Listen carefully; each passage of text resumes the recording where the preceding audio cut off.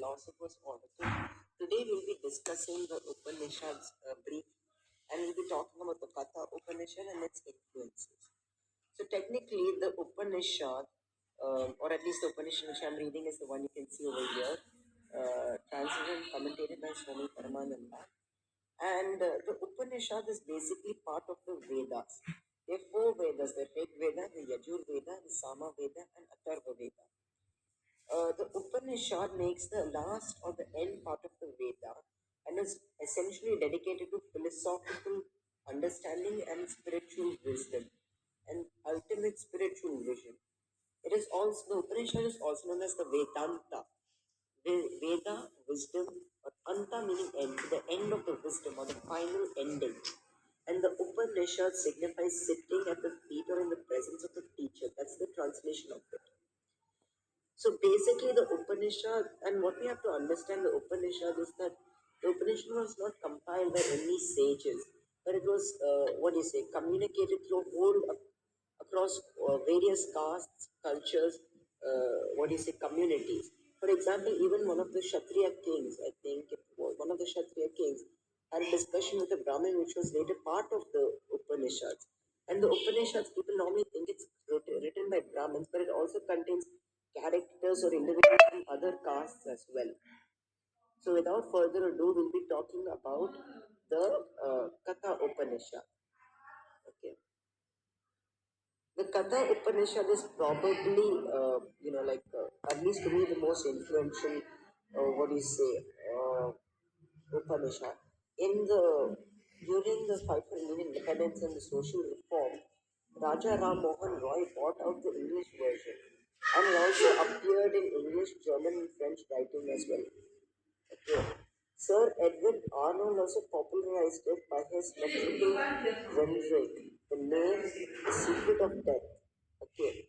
And the name Secret of Death was given by him.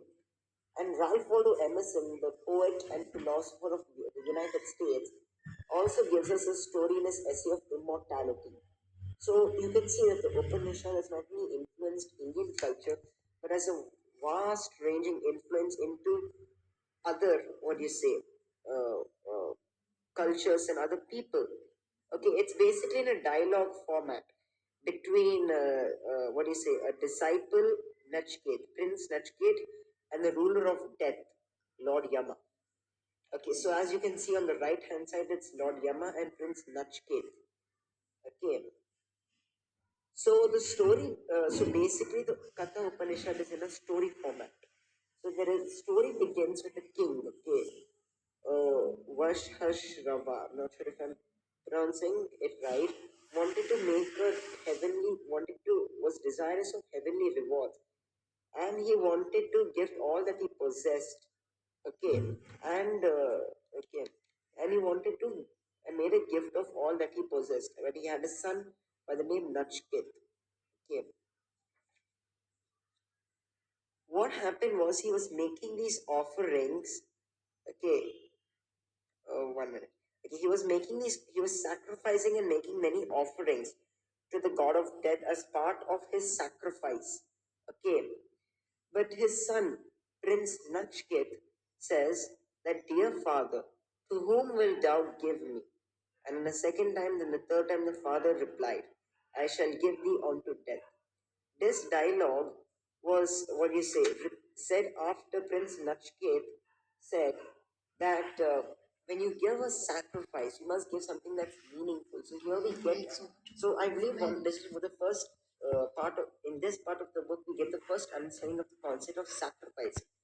Nachket tells his father that sacrifice is something that should be meaningful, that when you sacrifice something which is very, very, very important to you. Okay, and he said that you're sacrificing fruits, cows, and all material possessions which have no inherent value to you. And Prince Nachket says that by sacrificing me, I am your, that'll be a true sacrifice. Why does Prince Nachket say this to his father? He says that since he is the most valuable thing that his father has, by sacrificing him, that'll be a true sacrifice. And um, and then this is where the dialogue comes. He asked his father, "Dear father, to whom wilt thou give me?" He said it a second time, and the third time the father replied, "I shall give thee unto death." So basically, this line signifies that his father is prepared to sacrifice his son to death. Okay, "I give thee to Yama, lord of death." Okay, and being a dutiful son, Nachket eagerly accepts to be sacrificed. After being sacrificed, it said that Nachket waited for 3 days and 3 nights for Lord Yama. And then when Lord Yama, when he said returned, he was angered. He was angered. Not because Prince Nachket was there, but that he was not there for 3 days and 3 nights. And it was very rude that he could not welcome a guest like Nachket. So he begs to wash Nachket's feet and also greets him as a guest. So this is the line that we get of what Lord Yama says to Prince Nachket. "O Brahma, revered guest, my salutations to thee. As thou reminded 3 nights in my house without food, therefore choose 3 boons, O Brahmana." So Lord Yama says that since for 3 days and 3 nights that Prince Nachket stayed without food and waited for Lord Yama as a dutiful son and as a dutiful person, he can ask 3 boons. Okay. And Nachket says, "May Gautam, my father, be free from all anxious thoughts about me. May he lose all anger towards me and be pacified in heart. May he know and welcome me when I be sent back. This or that is my first of 3 boons I choose." Okay. So basically, his first boon is towards his father, which basically means that he wants to relieve his father from all suffering and pain. His second boon, okay, "In the realm of heaven there is no fear, thou death art not there, nor is there fear of old age. Have crossed beyond both, hunger and thirst being above grief. Rejoice in heaven." Okay. "Thou knowest, O death, the fire sacrifice that leads to heaven. Tell me this, who am full Shraddha, faith and yearning. They who live in the realm of heaven and enjoy freedom for dead. I beg this as my second boon." Okay.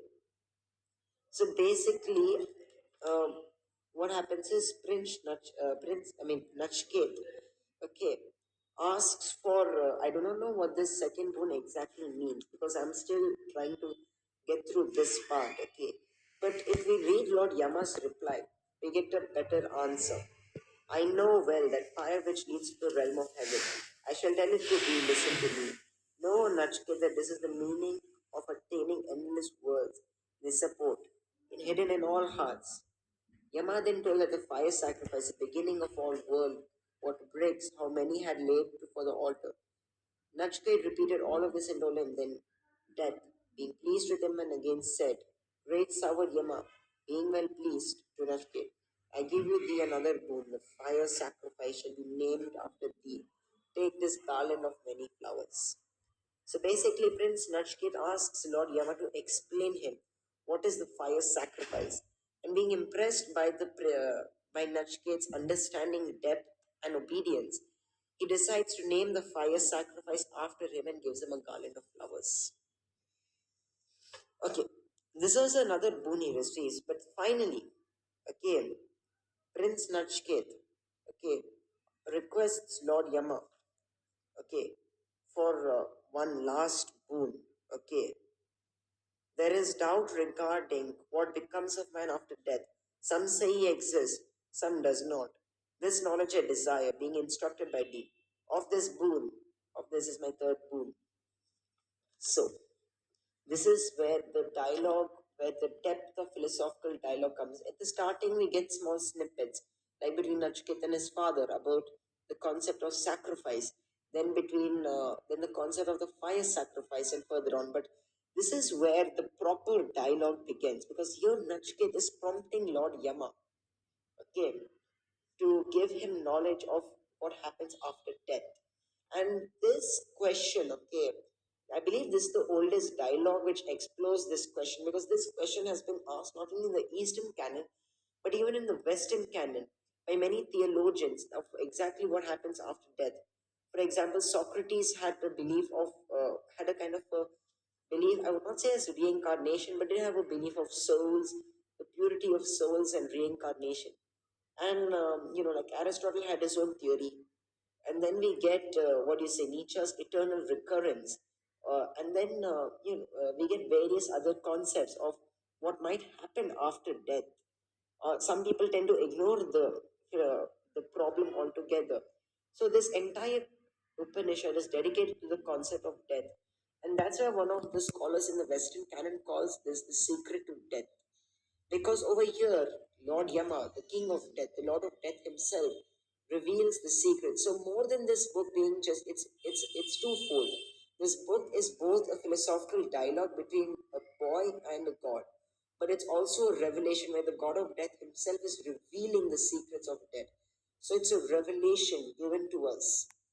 And the dialogue continues, where both Yama and Prince Nachket talk about what you say, or talk about what happens after that, or the secret of death. But Lord Yama, I believe, okay, uh, tries to test Prince Nachket, okay, where he tells Prince Nachket that this knowledge is so difficult for someone of your age and your age and youth to understand, that no one, even people above your age, even people as wise as, even more wise than you, will not be able to understand.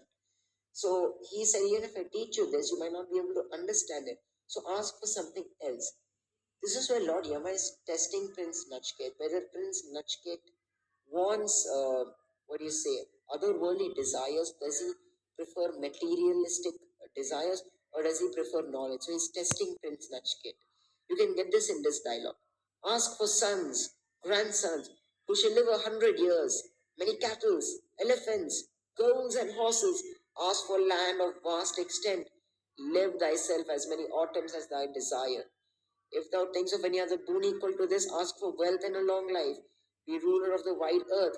O Nachket, I shall make thee enjoyer of all desires. Okay. Then, and he also mentions, whatsoever desires are difficult to obtain in the realm of mortals, ask them as thou desire.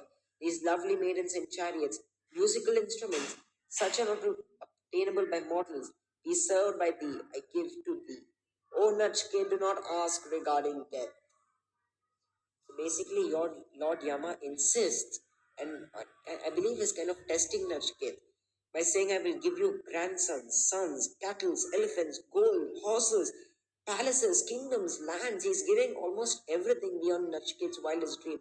He's even willing to make Nachket king of the world, but he says, do not ask regarding death. Okay, but but Nachket, okay, and Lord Yama even again says, do not press me regarding the secret. Even a wise man cannot understand it. Thou art a mere lad. Take rather long life, wealth, whatever will give thee happiness on the mortal plane. So again, Yama is in, what do you say, repeating. You get the concept of repetition, because Yama repeats this 3 times by saying that he will not understand the knowledge of death. So he might as well, leave it. But Nachket, being an ardent, knowing that life is merely fleeting, transitory, and that the material world is not permanent, he wants the only knowledge which will be permanent, which is the knowledge of death. And he says this, O death, these are fleeting. The weaken the rigor of all senses in man. Even the longest life is short. Keep thy chariots and dance and music. Man cannot be satisfied by wealth. Shall we possess wealth when we see death? We continue to live as long as thou rulest. Therefore, a boon alone is chosen by thee. What man dwelling decays mortal planes have approached the undecaying immortal one, having reflected upon the nature of enjoyment through beauty and senses, pleasure would delight in a long life. O death, regarding which there is a doubt of great hereafter, tell us. Nachket asks for no other boon, which penetrates the hidden secret. Nachket bases argument by saying that everything is fleeting and transitory and nothing is permanent. But the only permanent thing is death. And that even upon death, all these other things that Lord Yama would have promised him would fail. And Nachket requests for the only thing that would give him permanence and that would give him joy. It is the hidden secret of death. And this is where we come to the second part. So the first part is basically an introduction. And the second part is where the dialogue opens, and the dialogue opens with Lord Yama. Good is one thing, and pleasant is another. These two things having different ends. Binds blinds a man. It is well with him who chooses good. He who chooses pleasant misses the true end. So this is another. So this will be the basis of the rest of the Katha Upanishad. That we must choose the good over the pleasurable, and I believe this is even what Socrates, to some extent, said. Socrates believed that we must follow the knowledge of the human good, like piety, virtue, honesty, and he said that things such as wealth, okay, such as honors, these things are not permanent. And even Socrates makes a similar argument as Yama. But unlike Socrates, who came many years later, this argument, I believe, is far older than the Socratic argument. And you can see many parallels between, you can do a comparison. Like you can have a Socratic dialogue, maybe the Fared, which talks a lot about the afterlife and death. And you can have the Katha Upanishad, and you can read them side to side and compare them, because then you'll get a lot of insight. You'll see a lot of what you say similarities. Okay, but the only difference is while the Socratic dialogue is only a dialogue with different people, the Katha Upanishad is again, like I said, twofold. It's a dialogue and a revelation, and it talks about the philosophy of death, which is a very age-old question. Okay, and later they get into other concepts of the Brahma, of the absolute, of the eternal, the everlasting, okay, of how this, the, what do you say, the immortality of the soul, etc. And to go through the entire Katha Upanishad in one video would not be right, because we would do injustice to some parts. And if you really, really, really want to understand this great text, you must actually read the book. Okay, because it's a very long book. It's not very long, but it requires dedication. It requires immense understanding, and it requires concentration and focus. Okay, and you really need, what do you say? You need to have immense dedication to understand it.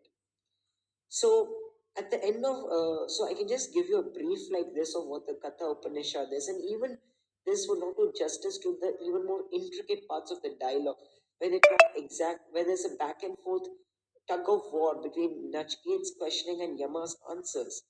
And at the end, we get to when Nachket comes back, he comes back as an illuminated knower. You get it in the last, what do you say, line. O Gautam, Nachket as pure water poured into pure water becomes one. So Allah, so also is with the self or the illuminated knower. He becomes one with the Supreme. So this is another small, okay, this is the ending of the last dialogue. Okay. Oh wait, it's not okay. It's one of the, okay, it is the ending of the fourth part of the dialogue. Okay, which talks about transcendentalism, or I mean, that is the more modern way of speaking about it. It talks about how when one gets knowledge of the absolute, of the eternal thing of death, okay, one becomes part of the whole. So the underlying concept here is that there is a whole. The entire universe is interconnected, and there is one big whole known as the Brahma. Okay, and by gaining this knowledge, the Lord Yama has given it to Nachket. Nachket has become pure, and when he becomes pure, he becomes part of the whole. And the whole, since the whole is pure and Nachket becomes pure, he becomes part of the whole. And becoming part of the whole, and becoming part of the Supreme, one with the Supreme, you can become an illuminated knower. Okay, so again, I can only give you some idea of some parts of this book, but I cannot do justice to every single part of this book.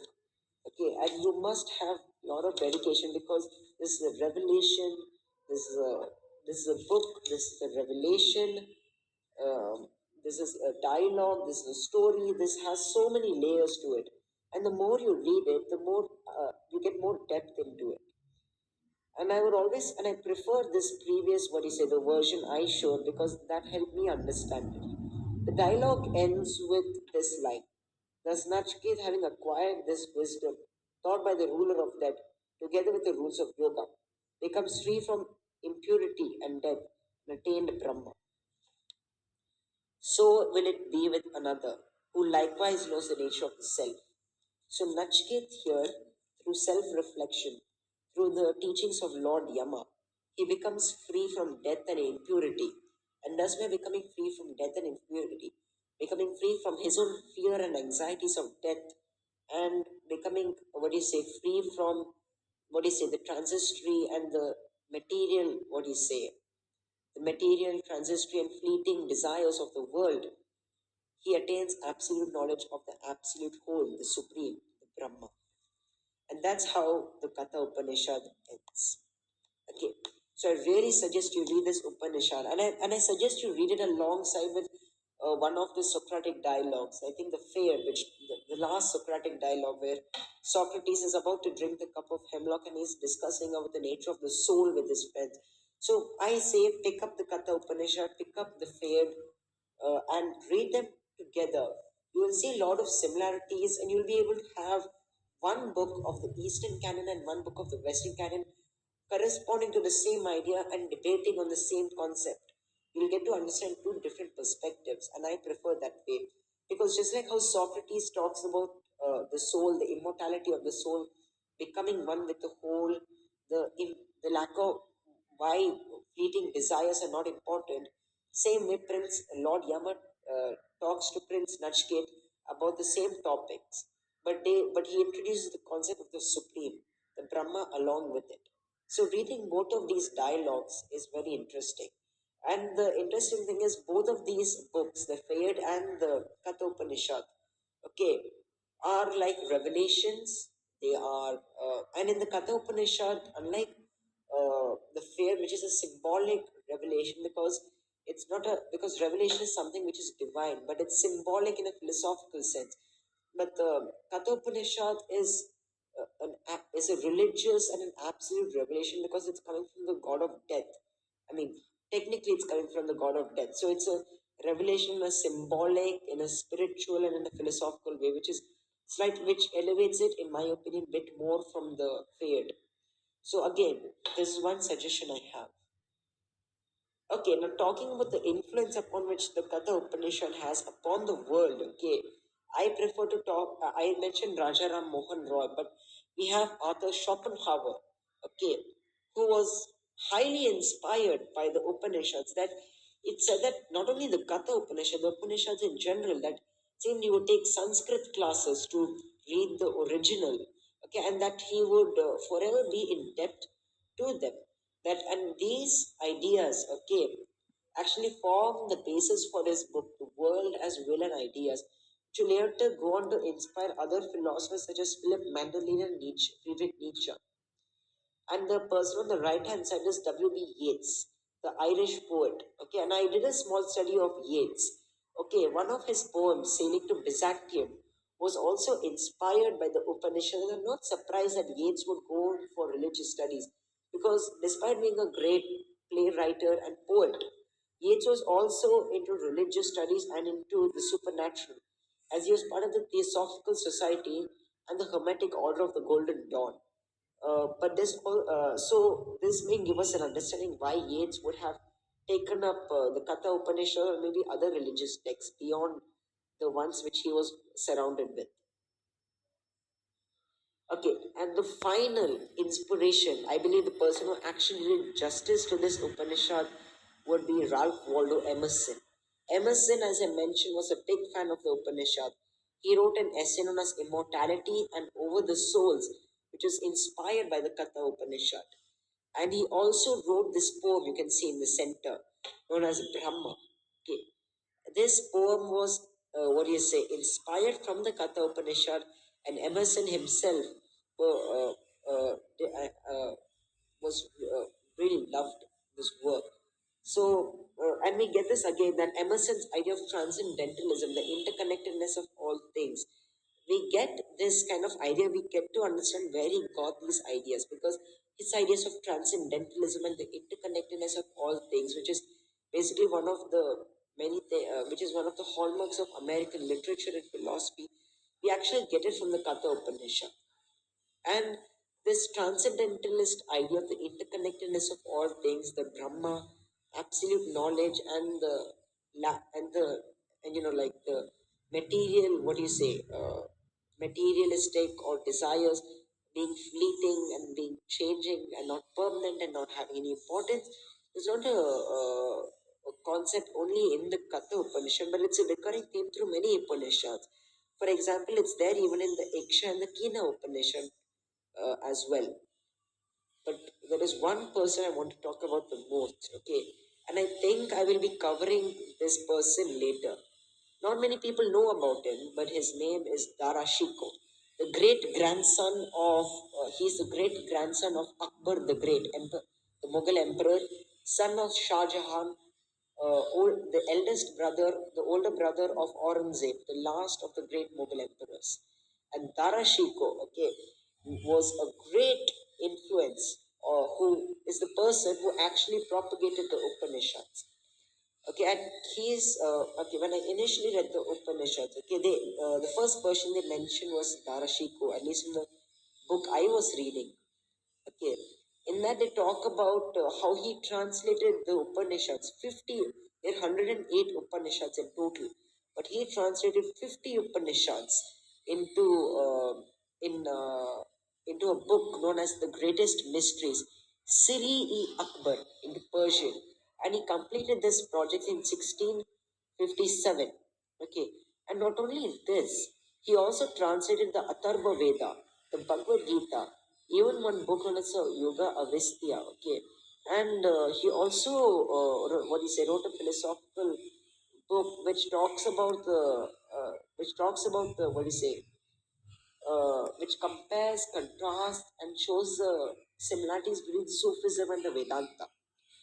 So this is quite shocking because actually Dara Shikoh was a Muslim, okay, and he belonged to the Mughal Empire, and his father, like Emperor Shah Jahan, and even his great grandfather Akbar, okay, were very tolerant rulers. For example, Emperor Akbar himself was such a tolerant ruler that he would entertain many what do you say, religious leaders simultaneously and get different philosophical understandings of it. And this kind of what you say, tolerant, what do you say, religious atmosphere around which Darashiko was brought up helped him and ultimately led him to translate many of the Hindu texts and philosophical works, okay, into Persian. But unfortunately, this also presented it as a danger because Darashiko's brother Aurangzeb, who would later become the Mughal emperor, was not as tolerant as his forefathers. Aurangzeb, in fact, went back on many of the policies of Akbar the Great, Jahangir, and Shah Jahan. Okay, where he would later show, where later on he would, what do you say, act quite intolerant. He would show high amount of intolerance towards other, what do you say, other communities and faiths, and he would, what do you say, normally execute or punish those whom he believed were not orthodox Muslims. And that's what happened to Darashiko. Darashiko's active participation in translating Hindu philosophy and, when you say introducing it to a wider Islamic audience, along with his beliefs in Sufism, led Aurangzeb to eventually execute his own brother. Okay. But some say that Darashiko was supposed to be the emperor when when Aurangzeb actually upstaged him and took the reins of power. I'm going to, in the future, I will be making a video on him, okay, because it was Darashiko's translation of the Upanishads which actually preserved a vast amount of traditional culture which have otherwise been lost.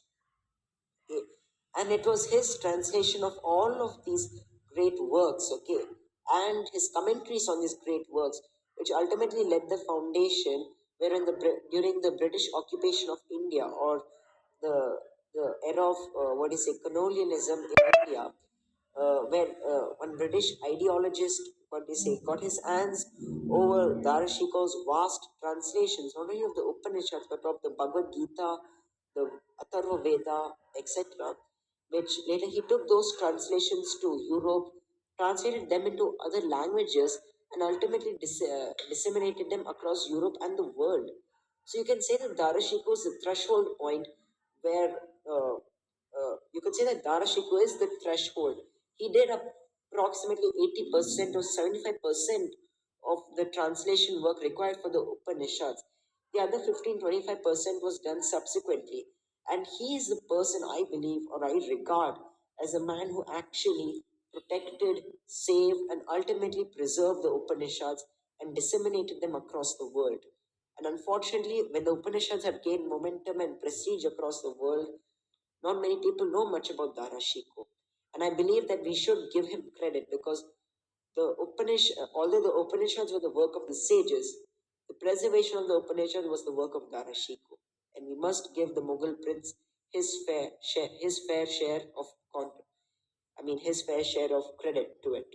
Okay. And the place you can see on the right hand side was his Haveli in Delhi. I do not know how to pronounce the name of it, and I won't.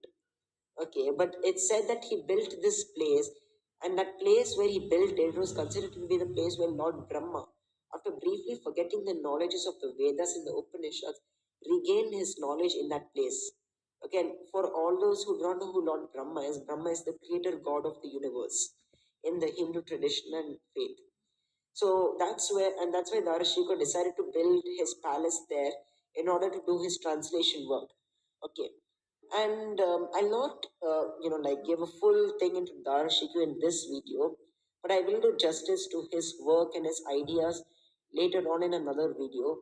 But as of now, this is the Upanishads, the Katha Upanishads, its influences, and the people who work to preserve it. Okay. And if you like this video, please like and subscribe. And I'll be sending out more videos in some time.